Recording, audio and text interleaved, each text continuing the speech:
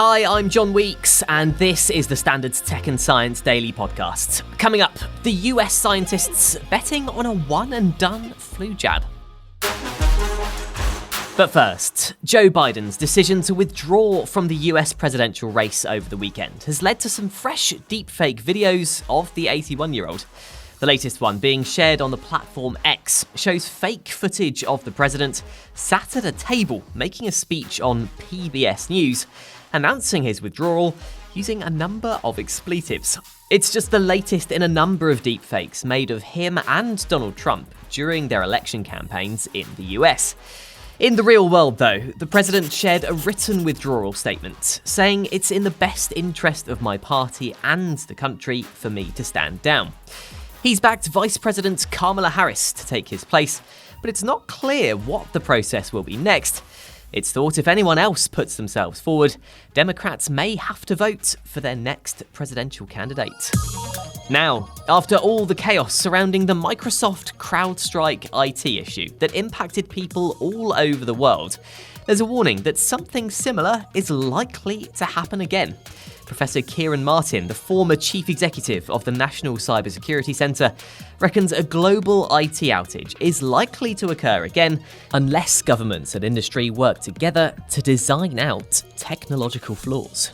The issue, which gave computers what some call the blue screen of death, led to flights being grounded, train delays, and banks and health services were hit too, all because of a defect in a recent update, according to CrowdStrike. Professor Martin said that if there's going to be regulation to try and iron out these flaws, it'll probably have to come from the US. He also warns that unless and until the structure of the way we do tech changes, we're going to have to learn to cope with these things rather than eliminate them. And speaking of coping with these things, it turns out the NHS is struggling to do just that. It's warned of delays as services recover from Friday's global IT outage. Daniel Keane, the Standard's health reporter, says GPs appear to be the worst hit in the health service because of the systems they use for booking appointments. GPs use a system called the EMIS system to book their appointments in to access patient records. And for a lot of GP surgeries across England, this went down completely, which meant that doctors weren't able to deliver appointments. And of course, we already know there's delays in accessing GPs, so this only compounded that. The British Medical Association said GPs would need time to catch up from lost work over the weekend.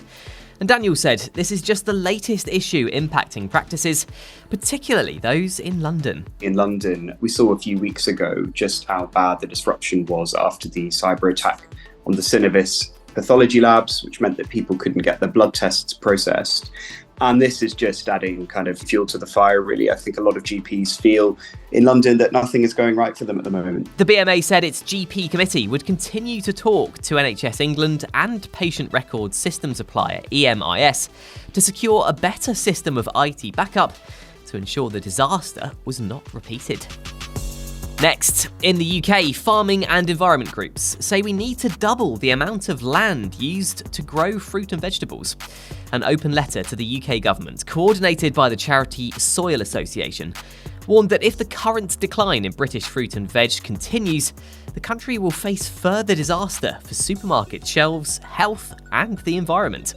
The letter to Sir Keir Starmer says that more land is currently used to play golf than to produce fruit and vegetables in the UK. The groups have also called on the government to ensure that farmers and growers are given a fair deal to deliver sustainable food security and healthy diets. Coming up, a universal flu jab is in the works. Plus, parents versus social media. Who knows best when it comes to money?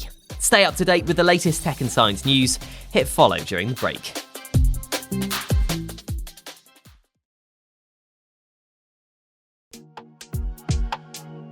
Welcome back. Scientists say a universal flu jab that protects against every form of flu could be available within 5 years. The influenza virus, which we shorten to flu, is constantly evolving, so new vaccines are needed each year to keep it at bay. However, after a successful trial in monkeys, researchers in the US say their innovative approach targets a part of the virus that doesn't mutate. The researchers said their work gives them hope that a one-and-done vaccine that provides lifelong immunity against an evolving virus could be on the horizon. Now, a report warns that more than half of the 11,000 trees at London's Kew Gardens could be at risk by 2090 as the climate changes. The report was put together by the Royal Botanic Gardens, Kew, after it lost more than 400 trees during the drought in 2022, compared to an average of 30 lost most years.